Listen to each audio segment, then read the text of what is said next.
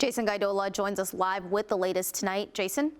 Good evening, Manisa. It's an end of an era in Ottawa, and in order for a new era to begin, Prime Minister Justin Trudeau says proroguing Parliament until March 24th is his answer, until the Liberals can find a new leader. So last night over dinner, I told my kids about the decision that I'm sharing with you today. I intend to resign as party leader, as Prime Minister, after the party selects its next leader. Instead of a walk through the snow, family time was the setting when Justin Trudeau made the decision to open the door for a new candidate to be Prime Minister. Right at the steps of Rideau Cottage this morning, Trudeau says the Governor-General granted his request to prorogue Parliament. Government business is suspended until March 24th, while the Liberal Party opens up a leadership race. And Canadians deserve a real choice in the next election. And it has become obvious to me with the internal battles that I cannot be the one to carry the Liberal standard into the next election. The long-awaited decision comes months of bad polling, lost by-elections, and internal friction with members of the Liberal caucus.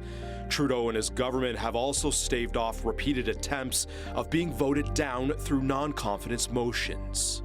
But what has really changed? Every Liberal MP in power today and every potential Liberal leadership contender fighting for the top job helped Justin Trudeau. Opposition leader Pierre Poilievre challenged the Liberals to go to the polls. Other parties say they're ready to do the same. There is no significant difference between the Liberal Party that we know and the Liberal Party that will be presented to us after there's a new leader. Obviously, it's wrong that the Liberals are choosing to shut down Parliament, not going to work. New Democrats will be voting against this government for an election. His reasoning was really he didn't want to go, but he realized he had no path to stay. So in many ways, this was, I think, obvious to a lot of people well before the break. And the decision to wait, in many ways, has left Canada more vulnerable. Vulnerability that came more apparent after Trudeau's deputy, Chrystia Freeland, departed cabinet over their differences on Liberal economic policies, and Trudeau wanting to replace her with Mark Carney. I'd really hoped that she would agree to continue as my Deputy Prime Minister and take on one of the most important files, but she chose otherwise. In regards to what actually happened, I am not someone who's in the habit of sharing private conversations. Differences also include the government's direction when Donald Trump is back in the White House and regarding his tariff threats on Canadian goods. Once again, Trump took to Truth Social today, mentioning Trudeau's resignation and echoed a Canada-US merger that would end the tariff threats. In that, we'll be seeing President Trump continuing to threaten Canada in various ways.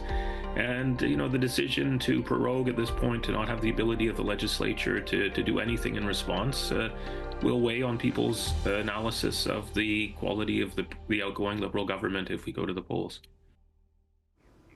Also this afternoon, Ontario Premier Doug Ford didn't offer much introspect about Trudeau's intention to resign. He did say that Trudeau promised a meeting with Canada's premiers about a plan against Trump's threats.